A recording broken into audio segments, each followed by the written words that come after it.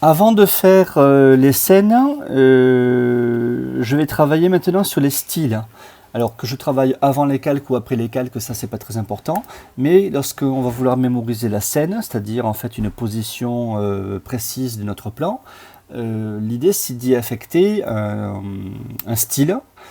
Et par exemple, première chose à faire, donc sur ce document, se débarrasser impérativement de ce fond vert, de ce faux ciel bleu, se débarrasser des axes rouge, vert et bleu ici, parce qu'ils n'ont pas lieu d'être pour faire ma présentation.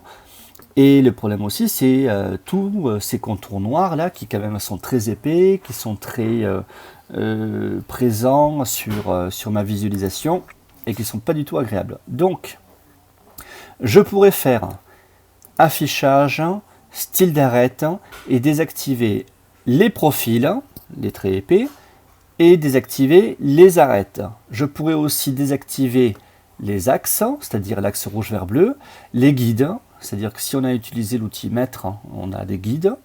Je pourrais désactiver d'autres choses.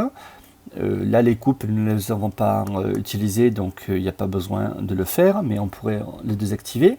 Mais l'idée, c'est toutes ces cases qu'on coche, qu'on décoche, etc. Et d'autant plus que là, je ne peux pas traiter le fond vert et ni le ciel. On va faire tout ça dans les styles. Donc dans Fenêtre Style, j'ai déjà des styles par défaut. Je peux tester, hein, si je clique là sur ce style-là. Alors il est pas mal déjà parce qu'il me permet de ne plus avoir en fait le fond prairie et le fond ciel. Donc c'est pas mal. Si je reclique sur le fond par défaut, c'est le fond d'accueil de SketchUp, mais ça dépend si vous avez créé un document en mode architecture, en mode menuiserie ou en mode dessin technique, etc. On a un mode de transparence hein, aussi. Là, l'idée, en fait, c'est de... voilà, sauf qu'il va prendre beaucoup plus de mémoire. Je vais rester sur le style simple, mais je vais créer mon propre style.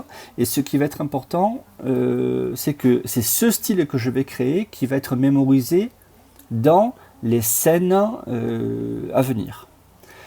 Donc, je vais dans Édition. Dans Édition, est-ce que j'ai besoin des arêtes et des profils? Les profils, ce sont les traits épais, j'en ai pas besoin. Les arêtes, je pourrais éventuellement rester en mode arête, mais je trouve que c'est pas forcément heureux, donc je préfère les désactiver. Évidemment, là on ne voit plus en fait le contour et le coin là, des meubles, mais ça fait un effet un petit peu trop bande dessinée, donc je préfère l'enlever.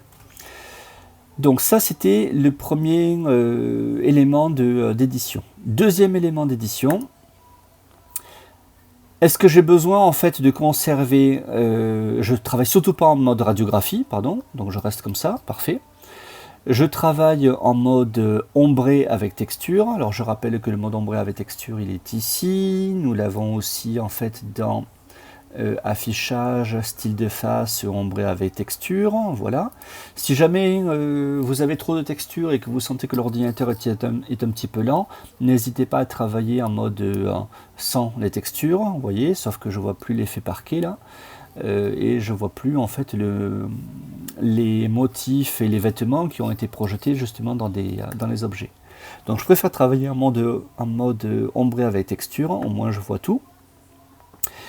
Couleur recto, couleur verso, ça on s'en occupe pas puisque vous avez mis normalement une matière et une couleur en fait à tous vos objets, donc pas de problème.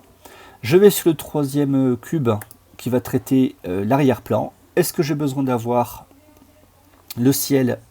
Non, je le décoche, donc vous voyez que le ciel bleu disparaît. Est-ce que j'ai besoin d'avoir un fond vert? Surtout pas. Donc je clique là sur la petite icône verte, d'accord, et je vais dans, alors sur Mac là je vais sur le crayon de couleur et je peux me mettre en mode neige, ou sinon je vais directement en fait dans les curseurs de couleur. Si je travaille en RVB, il faut que tout soit 255. Si je travaille en CMJN, tout soit 0. Si je travaille en TSL, l'important, peu importe la teinte, ça c'est pas très important, voilà. Mais par contre, ce qui est important, c'est la saturation à fond et la luminosité à 0. La saturation à 0 et la luminosité à 100%, pardon. Donc je referme le panneau couleur, donc là ça c'est parfait, c'est enregistré, nickel. Quatrième onglet, ça c'est des filigranes, ce n'est pas utile là pour ça, mais si on veut appliquer en fait, avoir une sorte de signature à chaque fois en fait en bas à droite de notre écran, ça serait là que ça s'applique. Et le cinquième onglet de la modélisation, c'est là qu'on va choisir si on veut conserver les coupes, les axes et les guides. Alors les guides, ce sont les petits pointillés que nous avons sur les documents. Je les décoche, là il n'y en a pas. Les coupes, je n'ai pas fait de coupe, je n'ai pas utilisé l'outil coupe en bas, plan de section. Donc il n'y a pas de raison de faire des coupes, donc que je le coche ou que je décoche, ça ne devrait rien faire. Et les axes du modèle, ben, c'est l'axe rouge, vert et bleu où je n'ai aucun intérêt à l'avoir. Attention là, pour conserver tous ces paramétrages-là, il est important de mémoriser un style. Donc je vais l'appeler style pur, voilà, pour dire que c'est purifié au maximum. Je vais cliquer sur le petit plus là, créer un style là, sur le côté. Et si je retourne dans le menu sélection, voilà, j'ai les styles par défaut, mais dans les styles du modèle, donc dans le modèle, je me retrouve avec le style à nouveau prairie et ciel bleu, et je me retrouve aussi avec le style purifié que j'ai créé ici. Voilà, donc ça c'est très important pour pouvoir mémoriser la scène. Je pourrais éventuellement compléter par les ombres, donc dans fenêtre, ombre. Alors le problème c'est que ce sont des ombres solaires. Donc si je clique sur le carré là pour afficher les ombres, tout dépend de la géolocalisation de mon bâtiment, parce que normalement, s'il est orienté au sud ou s'il est orienté au nord, et si nous sommes évidemment dans l'hémisphère nord, je vais avoir donc la lumière qui va rentrer là par en bas, donc là parce qu'il est positionné comme s'il était plein sud. Je pourrais faire une simulation en fonction de l'heure de la journée, et je pourrais faire aussi une simulation en fonction de la date, puisque le soleil va être plus haut en été et plus bas en hiver. Donc je pourrais faire une simulation comme ça. Ça ne simule pas les couleurs, les lumières d'intérieur. Là, il faut un logiciel de rendu 3D, mais ça peut apporter un petit peu de matière à votre document. L'idée, c'est de ne pas trop en abuser. Donc, je développe d'abord les panneaux, je développe les options du panneau d'ombre, et je peux jouer en fait sur la fonction éclaircir, foncer. Moi, j'aime bien en fait augmenter pardon, un petit peu le foncé. Voilà. Avoir un petit peu, pas trop d'éclaircir non plus, de façon à avoir juste une petite simulation d'ombre, mais pas trop, parce que sinon ça va faire beaucoup trop sombre à l'intérieur.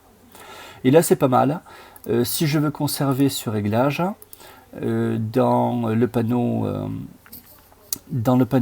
édition, normalement voilà, la case ombre était cochée.